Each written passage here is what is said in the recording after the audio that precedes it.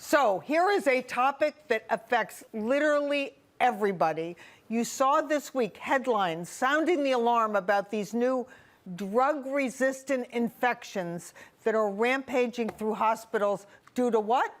Inadequate cleaning. The causes are unclean hands and inadequately cleaned hospital equipment, including, believe it or not, hold your nose, contaminated mattresses, unclean ventilators, bacteria-laden blood pressure cuffs, dirty bed rails, and call buttons.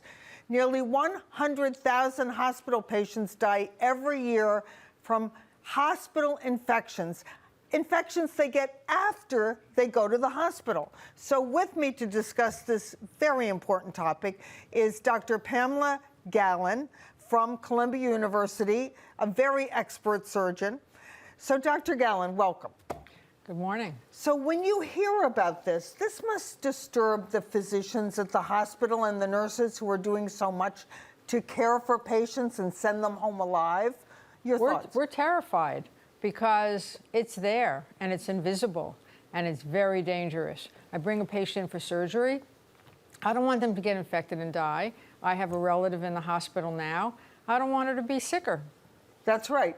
And it's very troubling to me that this has been a problem for a long time. I'm going to cite a study from Columbia School of Nursing that says the #1 predictor of which patients get an infection, it's not your age, it's not the illness or injury that brought you to the hospital, it's what room or bed you're placed in.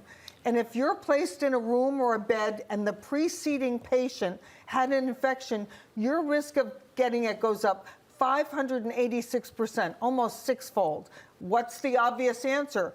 Inadequate cleaning. The previous patient was discharged, but their germs were left on the bed rail, on the mattress, on the over-the-bed table, on the privacy curtain, on the call button. And it lasts for 6 weeks after the patient has been in that bed. And you cannot ask about the identification of the patient in the bed. So we need to protect ourselves. That's right, we certainly do. Here's a study I pulled up. This one is sickening. Clostridium difficile, everybody calls it C. diff. It's the most common hospital infection.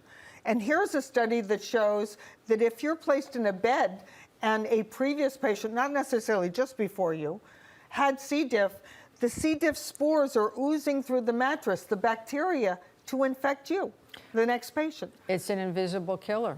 And on the more significant superbugs, and C. diff is very important, the antibiotics do not cover it. So we need to protect ourselves. You know, I'm so glad you raised that because the headlines we discussed at the beginning were for things like CRE, carbapenem-resistant bacteria, Candida auris, a fungus that does not respond to most medications. But the fact is, these same relatively rare illnesses, what do they have in common? The same thing MRSA and C. diff and VRE and the more common household infections. They're all caused by the same thing, inadequate hygiene. So, as a patient, because you can't change the system, although we would like to change the system, there are things to do. Protect yourself. Very specifically, go in with wipes. Bring wipes and clean up the call button, the table, the telephone, the side tables, everything that you touch. Bleach wipes. And before you go to the hospital, if you're having surgery, use a chlorhexidine such as HibiClean and take a shower. Know that people from nursing homes are infected by being in the nursing home. They don't get tested when they come in, but you have a package that people can get on your website, hospitalinfection.org, and people can bring this in to protect themselves. It's really quite wonderful. And we have 15 steps. It sounds like a lot, but it really isn't. 15 steps you can take before you go to the hospital, while you're in the hospital, and even when you're leaving the hospital to reduce your risk. And those are up on the website too, hospitalinfection.org. It's very important. And don't take the goodie bag from the hospital home with you. I was hoping you would mention that. That's so key. So many patients are given, literally, they're in a wheelchair with stuff piled on them, right, as they're leaving the hospital. Leave it all in the hospital because it's covered in germs, right? You don't want to take it home and have those germs all around your children and yourself. They're wonderful souvenirs, but leave them there. Right, that's good.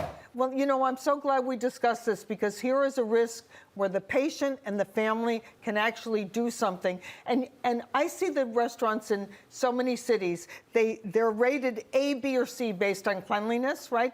They have city inspectors go in, and I'm thinking to myself, I'm well, I can go home and make my own dinner. Let's move those inspectors to the hospital instead, right? Yes. Dr. Pamela Gallin, thank you for joining us. Thank you kindly.